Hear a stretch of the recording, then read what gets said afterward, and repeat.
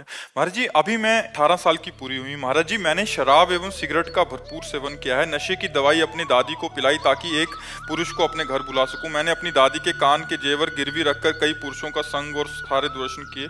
जब ये बात माता पिता को पता लगी तो उन्होंने महाराज जी फोन छीन लिया। महाराज जी, अभी भी मनमाने आचरण कर रही हूँ। महाराज जी, मैं सुधरना चाहती हूँ। महाराज जी, मेरे को हाँ, मेरा ये तो जीवन बहुत बर्बाद हो जाएगा नहीं तो। मतलब ये तो बहुत हानि का विषय है। जैसे बहुत हानि का विषय है, पर यही प्रायः हर बच्चा बच्ची के आचरण बनते जा रहे हैं। ये जो गर्लफ्रेंड बॉयफ्रेंड एक नशा चला, इसी से सब हमारे महाराज जी, बच्चे स्कूल कॉलेज में प्राय ऐसी स्थिति बनती प्रायः जा रही है सब महाराज जी। सब मतलब बहुत कठिन है। बहुत बहुतों का प्रश्न है और सबकी लगभग हम देख रहे हैं महाराज जी इसमें हम स्थिति। इसलिए असमर्थ हैं कि अगर आप सुधरना ना चाहो तो आपको कोई सुधार नहीं सकता।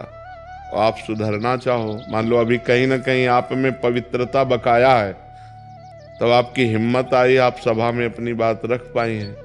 अगर पूरी अपवित्र अंतःकरण की वृत्ति होती तो आप बोल ही नहीं सकती थी। हाँ जी, पहले नाम जब होता था, आपका सत्संग भी सुनते थे, पर जब से ये बुरे आचरण होने लगे सब छूट गया। आप पहले तो नियम लो कि कभी शराब नहीं पियोगी, ठीक है। दूसरी बात, अब तक जो हुआ सो हुआ। अब किसी पुरुष का संयोग नहीं करोगी। जब तक ब्याह ना कर लो तब तक पुरुष का संयोग, समझ रहे हो?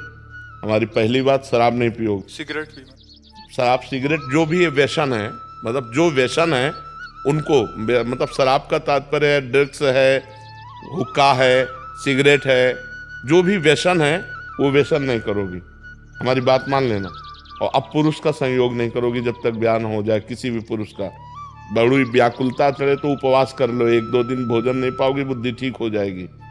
ये उपवास काम पर विजय प्राप्त करने के लिए काफी सहयोग देता है। और नाम जप।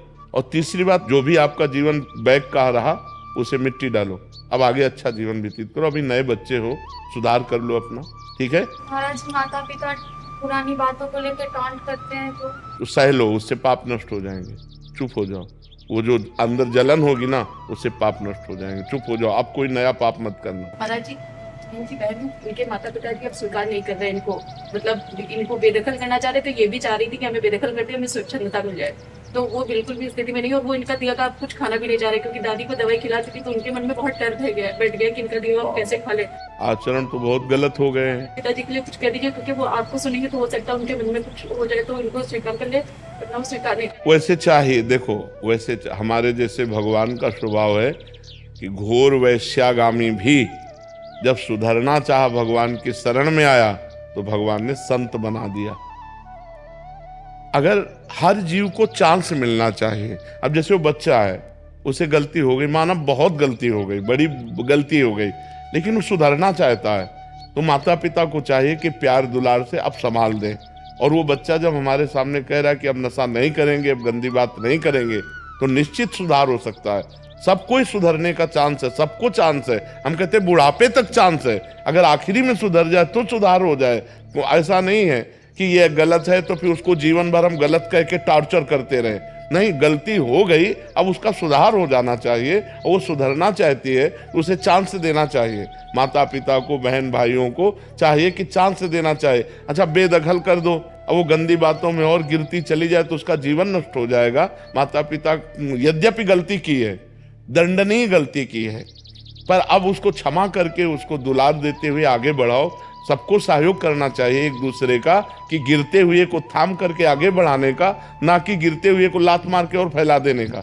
अब माता पिता छोड़ देंगे तो गिरते हुए को और गिरा दिया ना, अब वो तो और स्वतंत्र हो जाएगी और पागलपन चढ़ जाएगा, फिर क्या आएगा अंतिम में, राइट।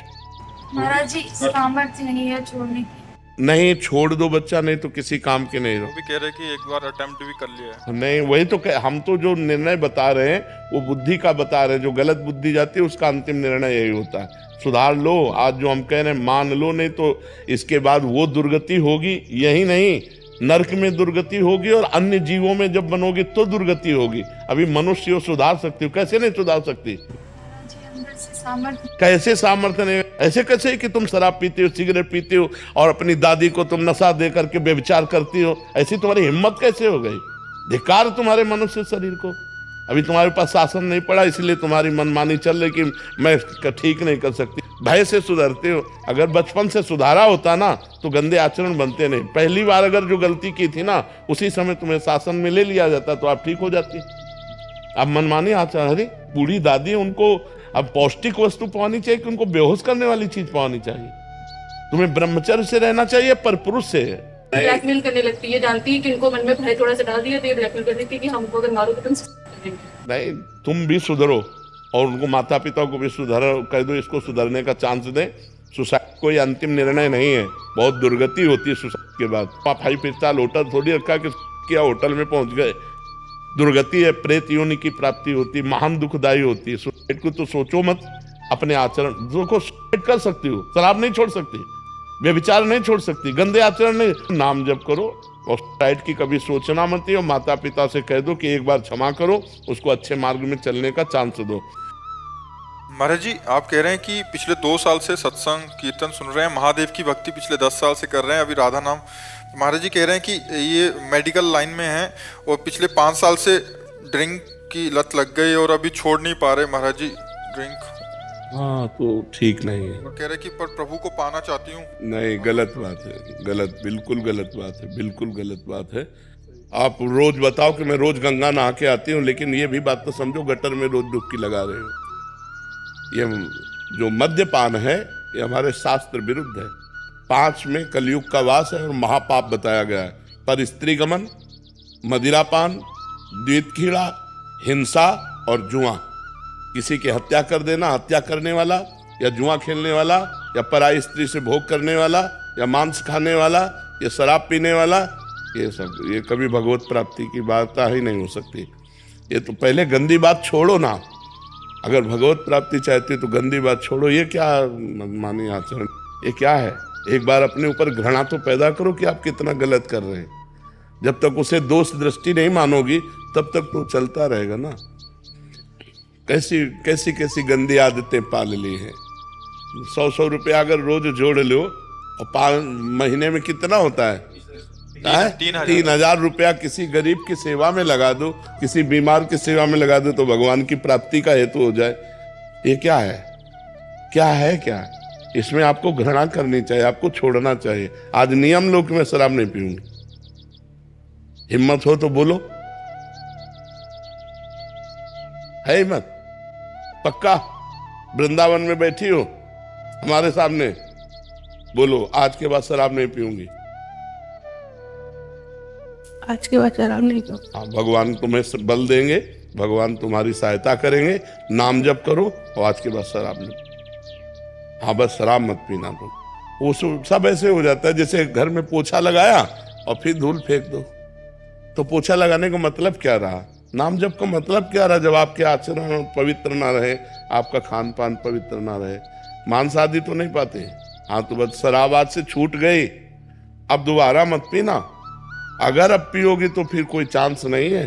ये तो भारी अपराध बन जाएगा कि वृंदावन में बैठ करके उस संत समागम में आपने ना कहा और फिर पियो। तो ठीक है, हमारी बात आज से पक्की? हाँ, पक्की, ठीक है, बहुत सुंदर। और नाम जब तो करती, आराधना तो करती, ये गंदी बात छूट जाएगी तो आप परम पवित्र हो जाएंगे। बहुत सुंदर जी।